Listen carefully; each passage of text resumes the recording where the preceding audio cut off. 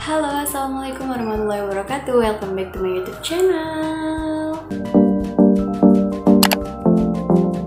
Nah, di video kali ini khusus banget sesuai dengan judul yang udah aku buat, aku bakal ngejelasin hal yang wajib dilakukan oleh mahasiswa baru. So, buat kalian mahasiswa-mahasiswa baru yang sebenarnya masih bingung sebenarnya apa-apa aja sih yang perlu kalian lakuin selama kalian jadi mahasiswa, kalian tepat banget datang ke channel ini. So, tanpa berlama-lama langsung aja ya. Nah, hal pertama yang harus kalian tahu itu adalah kenali lingkungan kampus. Oke. Berhubung sekarang itu sedang COVID-19, kemungkinan kalian masih belajar daring, tapi itu nggak jadi masalah karena sebenarnya tujuan dan fungsi aku menjelaskan kenapa kalian harus mengenali lingkungan kampus itu adalah karena dengan tahunya kalian dengan lingkungan kampus, nanti pas kalian semester 3, semester 4, semester 5 tuh kalian gak kesusahan mencari gedung. Kok gitu sih kak? Kayak gitu ya. Jadi kalau misalkan sekarang nggak COVID nih ya, jadi kalian tuh bagusnya tuh emang keliling-keliling kampus gitu, ngelihat sebenarnya gedung ini di mana, gedung itu di mana, gedung pasca sarjana di mana, ini di mana, karena kalian tuh nggak bakal belajar cuma di satu gedung aja. Contoh, waktu aku semester 1 2017 dulu, aku pikir tuh kita tuh bakal belajar full di fakultas kayak gitu, tapi ternyata enggak. Ada mata kuliah umum seperti pendidikan agama, pendidikan Pancasila dan sejenisnya, itu tuh kayak terpisah gitu, karena kita tuh nanti belajarnya bakal digabung sama fakultas-fakultas lain. Jadi itu masuk ke dalam kategori mata kuliah umum dan biasanya disebut dengan gedung MKU. Nah, gedung MKU ini posisinya tuh berbeda kayak gitu sama fakultas kita. Terus nanti kalian baiknya juga tahu lah posisi audit itu di mana, posisinya nanti perpus pusatnya itu di mana, terus nanti gornya di mana. Nah, itu baiknya kalian tahu dari sekarang. Kalau memang ada kesempatan, kalian bisa coba buat keliling-keliling di kampus kalian.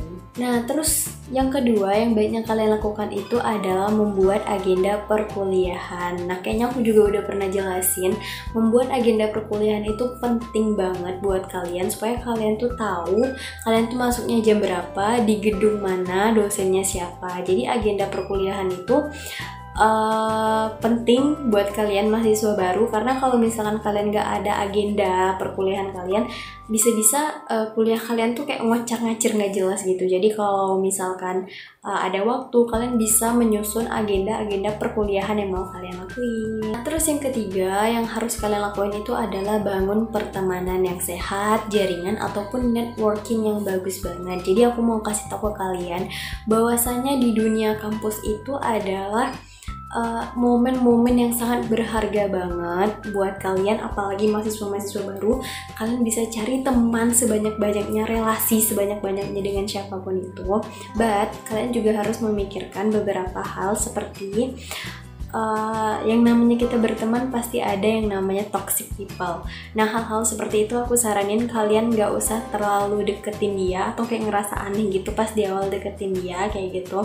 Aku saranin jangan coba mencari teman-teman yang toxic, karena kalau misalkan kalian udah terlibat atau misalkan udah terlanjur berbaur sama teman-teman yang toxic, itu nanti kalian akan ke bawah dan impactnya itu besar banget sama kalian dan itu bisa merugikan kalian. Contoh ya, seandainya aku berteman sama teman-teman yang misalkan hobinya kayak malas-malasan gitu, kayak nggak mau bikin tugas, dan itu tuh dia mempengaruhi gitu teman-teman yang lain, seperti gak usah lah kita bikin tugas, lagian nanti juga nggak apa-apa kok sama dosen yang A sama dosen yang B. So ketika kamu kayak ngerasa iya juga ya, ngapain kita bikin tugas gitu, padahal tujuan utama kamu ke kampus itu adalah kuliah, maka kamu sudah terjebak dalam pertemanan yang toxic people. Jadi membangun jaringan ini kalian juga harus pilih-pilih sekiranya memang orang-orang yang bisa dipercaya atau orang-orang hebat. Pasti ada di kampus itu orang-orang hebat yang bisa menuntun kalian menjadi pribadi yang lebih baik lagi. Dan di kampus itu aku rasa untuk menemukan orang-orang hebat itu ada nanti jalurnya kayak gitu. Atau kalau misalkan kalian mau tahu, aku tuh biasanya ketemu orang-orang yang keren kayak gitu menurut aku itu tuh di organisasi. Ini versiku, mungkin versi orang yang lain itu beda lagi kayak gitu. Jadi buat kalian mahasiswa baru wajib banget buat relasi, tapi hati-hati sama jaringan-jaringan yang toksik. Terus yang keempat itu adalah kenalan sama senior gitu. Jadi buat kalian yang mahasiswa baru, hal ini wajib kalian lakuin. Karena kenapa? Karena biasanya kalau misalkan kalian pengen nanya-nanya sesuatu, itu informasi tercepat itu kalian bisa dapatnya dari senior. Jadi aku saranin cobalah untuk membaur ke senior-senior adik-adik kayak gitu, supaya nanti bisa dapat informasi-informasi menarik. Nah biasanya senior tuh juga tahu kayak info beasiswa kayak gitu kan, atau info-info event, info-info kepanitiaan, atau info organisasi kayak gitu. Nah kalian bisa dapat langsung itu dari senior. Nah pastikan juga emang itu senior yang sekiranya memang bergerak di bidang yang kamu pengen tanya tentang organisasi nih, kebetulan dia ikut organisasi itu kayak gitu. Nah pas banget kamu nanya sama dia. Jadi pastikan dulu senior-seniornya apakah dia memang sesuai dengan apa yang kamu butuhkan informasinya, seperti itu. Terus yang kelima, kalian tuh juga harus kenalan sama dosen PA. PA itu penasehat akademik atau biasa disebut dengan pembimbing akademik gitu sih. Jadi informasi yang aku dapat, jadi setiap angkatan itu, setiap satu dosen PA itu megang 5 orang mahasiswa kayak gitu. Jadi bagus banget kalian kenalan sama beliau. Kalian bisa konsultasi perihal nilai, perihal SKS, perihal magang, perihal segala hal. Kalian bisa konsultasi sama dosen ini. Dia tuh jatuhnya kalau misalkan kita sekolah dulu jatuhnya sama kayak wali kelas gitu. Jadi ini tuh bagus banget buat kalian mahasiswa baru kenalan sama dosen PA-nya.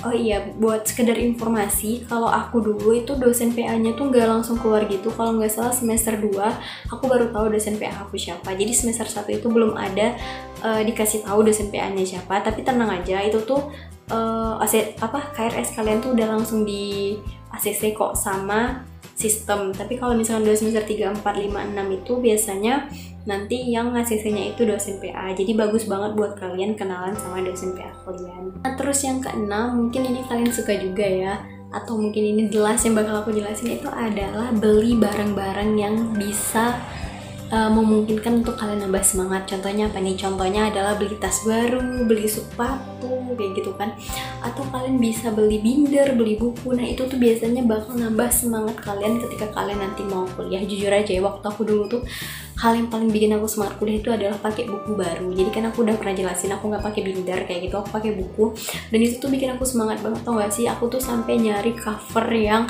kayak unyu-unyu gitu yang bakal aku bawa ke kampus. Terus aku malamnya tuh udah nulisin nama aku, terus nama mata kuliah yang bakal aku ampu kayak gitu, yang bakal aku jalanin, terus sama NIM kayak gitu. Biasanya aku kayak gitu, dan itu tuh aku lakuin hampir di setiap semester karena aku selalu pakai buku.